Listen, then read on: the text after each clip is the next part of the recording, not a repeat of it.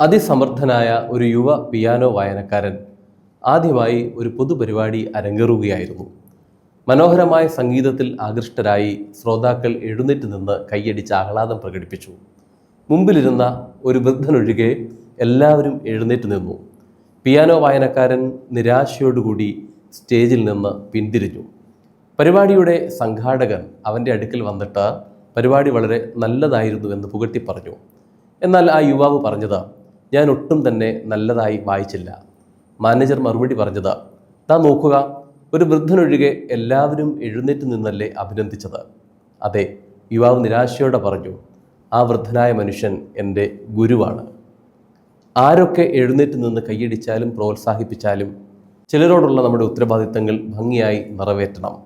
അങ്ങനെ ആ ഉത്തരവാദിത്തങ്ങൾ ആരോടൊക്കെയെന്ന് നാം തിരിച്ചറിയുക, ഉത്തരവാദിത്തങ്ങൾ നിറവേറ്റുക, ജീവിതം ധന്യമാക്കുക.